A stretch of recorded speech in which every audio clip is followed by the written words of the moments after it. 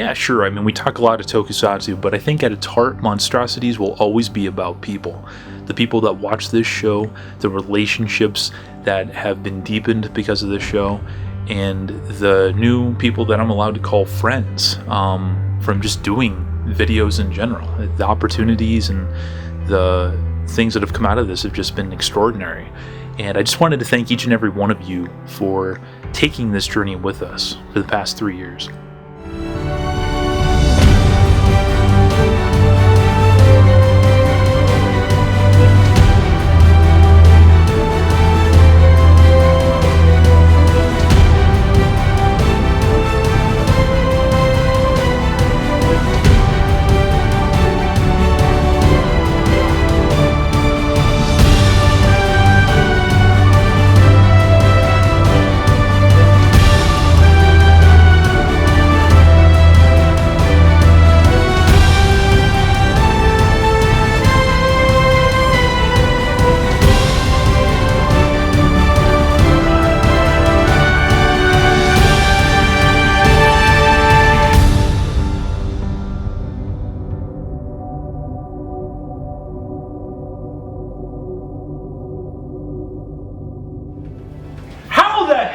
Get to this point. We made it 3 years. Guys, welcome to the 3rd year anniversary video of Monstrosities. Sam's out of town, Max is out of town, and I'm stuck with this manga-loving Bryagon. Manga, the really long thing from Destroy All Monsters, just for the record. We're gonna clear the air. We're gonna clear the air. It's a joke. I know it's Manda. You can stop TPing my house now. Well, they're doing other things too. Yeah, but please stop in the middle of the night. I mean, what are we gonna do? You know, we're gonna go on a toy hunt, or are we gonna go do something crazy? Not quite. We're gonna go all the way back to what we did for year 1 and kind of concentrate on a movie. So to celebrate for the 3rd year anniversary, you and I are going to be reviewing War of the Gargantuas. Hairy, supersized spawns of Frankenstein wage war over a disagreement in dietary habits. So I think War of the Gargantuas was actually released under the title Sons of Frankenstein, Sanda versus Gaira. I didn't realize they actually had names. Yeah, Sanda is the brown one, and Gaira is the green one. It's considered a genre classic, and I know that you've seen it fairly recently. Yeah, and I liked it actually. Guys, stay tuned, and we'll see you back here in about an hour and a half to discuss War of the Gargantuas, which I'm sure is going to be something of a really fun time. So screenwriter Takashi Kimura turned in a draft of the sequel to Frankenstein Conquers the World in January of 1966, and it was titled Frankenstein's Sons. It was around this time period that Kimura was apparently losing his faith as a writer, so it was actually director Ishiro Honda who had to come in and kind of, creatively guide him and co-write this particular screenplay. With this movie, Honda was really interested in the idea of cloning, which he felt was a social issue that could have made for a really great science fiction drama. Now, apparently there were at least 3 drafts of this story, with titles that changed along the way. Some of the titles included Battle of the Frankensteins and Duel of the Frankensteins, before they finally settled on Frankenstein's monsters, Sanda versus Gaira. Now, just like Frankenstein Conquers the World and Monster Zero before it, Sanda vs. Gaira was going to be co-financed with American producer Henry G. Saperstein and his production company, UPA. And just like those 2 films I mentioned before, they were actually going to put an American in one of the leads as to get more international attention drawn to this movie. Now, for whatever reason, Nick Adams didn't come back for this, which is really a damn shame. So instead of Adams, they got American actor Russ Tamblyn, who you guys might remember from movies like The Haunting, West Side Story, 7 Brides for 7 Brothers, Tom Thumb. I mean, this guy was in a whole bunch of stuff. But unfortunately, as very evidenced in the film itself, Tamblyn does not appear to want to be in this movie whatsoever. There's a lot of quotes from various people in the production that he was either, quote-unquote, a pain in the ass to deal with, or he seemed very distant as compared to Adams. And I mean, for decades, Tamblyn absolutely hated this movie. And apparently he switched his attitude around when he actually saw a screening of this movie in 2004, when he saw it with a bunch of fans. So, good on that. Tamblyn wasn't the only person who was part of this production that hated this production. Well, maybe hate's too strong of a word, but director Ishiro Honda of all people, actually is quoted as to saying he finds this movie a little boring, as well as, quote,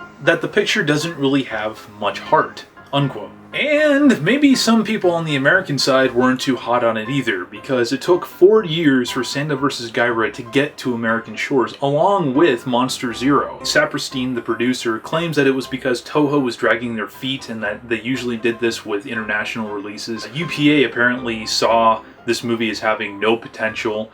Henry G. Saperstein wasn't a big fan of the designs of the monsters since they bore absolutely no resemblance to Frankenstein whatsoever. And that is apparently why all of the references to Frankenstein are taken out of the American dub. But then again, maybe he was a fan of the movie, because circa 1977 there was reports going on that UPA wanted to co-finance another series of Godzilla movies with Toho, one of them supposedly being Godzilla vs. Gargantua. But alas, it never came to be, and thus ended Toho's Frankenstein movies with Frankenstein's Monsters, Sanda vs. Gaira, aka War of the Gargantuas. So we just got done watching War of the Gargantuas. I mean, what did you think, dude? I liked it a lot. I liked this movie. Always liked it as a kid. They're spawned from cells of Frankenstein from the first movie. Technically speaking, this movie really isn't even a sequel to Frankenstein Conquers the World. And it's kind of like in the same universe, but not a direct sequel. Like, you don't even have to have seen Frankenstein Conquers the Earth to be able to enjoy this movie. The miniature work. Yeah, it was phenomenal. I think he was on top of his game. Yeah. He being Subaraya. The fact that these monsters weren't Godzilla size, so the miniatures didn't have to be that big for a building, they had to be even bigger and more realistic. They just looked phenomenal. It's one of the reasons why I think I appreciate Gargantuas all that much more. The forests look great, the matte paintings look great. There was a scene when those cannons were kind of skimming the forest line trying to attack one of the monsters, and as the lasers are hitting the trees are cutting in half, and it's just fantastic work. It all looks so real. And given the production time on these movies, it just makes me appreciate it that much more. You know, you mentioned the tree thing. The one I think of is also in the Maser Cannon Assault on Gaira. There's at least 1 or 2 sequences where Gaira is getting hit by these cannons, but the lasers are hitting him, and then, you know, he's like, you know, going this way, and they're going this way, and then, you know, they're shooting past him when he dodges. And it's, you know, most people would just be like, oh, okay, well, that's whatever. But for that time, that kind of optical work, that's pretty impressive, like that kind of detail. It's little things like that. Yeah, and I can tell you that they probably took a lot of time just trying to do that shot. The human aspect is completely a throwaway. I mean, they weren't terrible, but they were just forgettable. I mean, they're stereotypes. Yeah. You got the military and you got the scientists. Yeah, the scientists want to save the monsters, the military wants to destroy the monsters. One of the reasons it's not a sequel is because the characters in here, I mean, they're basically just carbon copies of the 3 leads from Frankenstein Conquers the World. Right. But they're not the same characters. Kumi Mizuno is the only actress to play essentially the same role. Nick Adams didn't come back. There's a whole bunch of theories as to why he didn't come back, because apparently he was going through a divorce or he was doing this. It was only a year later, though. Yeah. So, I don't know. Do you think the movie would have been better if Nick Adams had been in it? No. Really? Yeah. I think it actually would have been. You think? I think that what he brings would have added a lot more kind of oomph, because you could tell Tamblyn just didn't give a shit. No, he was phoning it in. And Tamblyn, I mean, he is on the record as to saying as much. You know? The other thing that we touched upon in our Son of Godzilla review that we were giving high praise for was that in that movie the people were directly in a line of danger from the monsters. Right. You know, it wasn't just a bunch of monsters, you know, stomping through buildings. It was these monsters were coming after them, going to eat them, and that's all these Gargantuas do. At least the one. It's only interested in eating people, feeding itself, and if the tanks happen to be shooting at it, then it'll take care of them because it's an annoyance. I just like that horror element. Yeah, though, it definitely adds something to it. You see this thing eating people. It actually creeped me out when I was a little kid. I used to watch this movie. It creeped a lot of people, actually. Yeah. There's a certain level of violence here that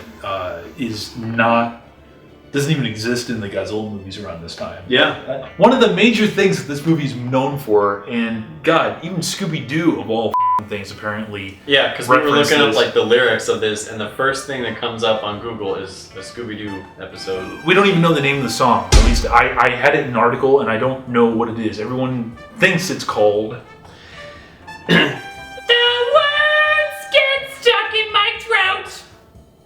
The words get stuck in my throat. Matt behind the camera. The words get stuck in my throat. All together. The words get stuck in my throat.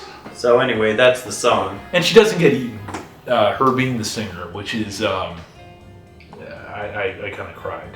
Let's talk about the suits. I like the fact that you can see the actor's eyes, his actual eyes through the suit, because it makes it more, not realistic, but it gives it the monster personality. It's hard to say because, I mean, obviously they look fake, but they looked less fake than, say, you know, the King Kong suit from King Kong versus Godzilla. Yeah. I mean, I don't want to rehash the past here. Please but rehash the past. that was a terrible suit. I think that the fights are actually pretty awesome. We get a whole bunch. Gaira versus a giant octopus. Do you think that was reference to the alternate ending of Frankenstein Conquers the World? I got my own theory. I think they got this octopus that they wanted to use, but it was never shown.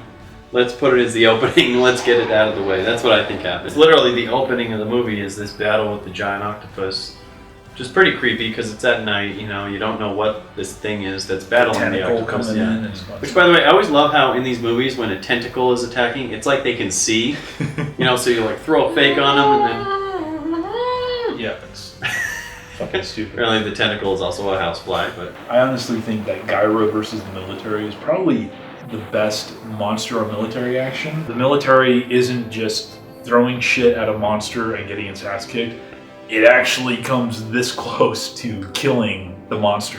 Gaira is not immune to tank fire. He's definitely not immune to the laser No, he cannons. literally bleeds in this movie. The military thinks they have him. His brother shows up. Yeah. And that kind of reminds me of the first fight between the two of them, which is there's a scene when his brother kind of, you know, he saves him, and that's all well and good. Then he kind of stumbles upon his brother, who has just devoured like a handful of people, and he realizes that his brother is now eating people, and so he decides to whip him with a tree. It's kind of funny now that I'm saying it, but it's pretty cool. I mean, they really toss each other around, and this thing is, it's not a slow-mo, typical Godzilla match. It's definitely more faster paced, and I think, again, it benefits from the fact that you have, you know, two actors that are essentially in human suits. They have a much, you know, larger degree of movement. The one thing I want to discuss with you is the ending of the movies. You know, the Gargantuas, sorry, spoiler alert, they're fighting at sea. Almost out of nowhere, a volcano rises out of the water and supposedly You see them fighting, and the smoke from the volcano kind of covers them up in a blanket of smoke. And then they just disappear. And I find that extremely anticlimactic. Actually, Matt, there was an alternative ending. He actually wanted to have lava flow on a model of full city of Tokyo and destroy the whole city. But he didn't have enough budget, right? Yes, he didn't have enough budgets. They just didn't want to let him go through it. And apparently I heard that when people asked about what happened to the human characters in this ending, Shiro Honda just laughed. What? Yeah. Really? The ending's like pretty abrupt. It'd be like cutting our conversation right. I feel like we're really just kind of jerking off this movie, but there are some things in Gargantuas I think still deserves, you know, criticism. The human characters, the acting, the pacing sometimes is a little, you know, you get the military setting up for 15 minutes and then... Yeah. But you get a lot of monster action too. Yes, a lot of battles. It's not just one at the end. So guys, I mean, there you have it. That is our review of War of the Gargantuas, aka Frankenstein's monsters, Sanda versus Gaira. And it was a hell of a lot of fun. Yeah. I still can't believe it's 3 years, man. 3 years of doing this stuff. And this is going to be sounding cheesy as hell, but I'm just going to go ahead and do it on camera anyways. We're just going to get it out there in the open. I want to thank you so much for being a part of this entire journey. It's a pleasure, man. Dude, it's so much fun just sitting here on this couch just bullshitting. Yeah, just watching these monster movies and bullshitting away. Trust me, there's a lot of BS. We film about that much, and we keep about that much. And with that said, also, I just wanted to thank all of you very, very much. I know that we've done this for the past 2 videos that we've done for the anniversary videos. But one of the major factors, besides the people that help put this show together and really make it worth my time and stuff. You guys totally make it worth my time to just the ability to interact and to also discuss or to talk to people and essentially enter your lives, people that I've never even met before. And I know that sounds very egocentric and stuff like that, but it's a real pleasure. And I just wanted to say from the team of Monstrosities, thank you for letting us, come into your lives in any way, shape, or form to entertain you, to inform you, to piss you off. I know it might sound kind of weird, but it's just a real pleasure. So guys, with that said, for Godzilla's sake, keep watching more Tokusatsu for the good of mankind and yourselves. And you know what, Brian? You told me that you have a very special thing that you would like to do to close this out. I do. I have my own little way of saying thank you to the fans. Thank you to you for letting me be a part of this. So, this is for you guys, the viewers. Thanks for 3 years. If I had a hidden microphone inside of my heart, I would turn the power on. It would amplify my love for you and swear I'd always love you and you'd never be gone. But with just one look into your eyes, I become excited and it's no surprise that the words get stuck in my throat. The words get stuck in my throat.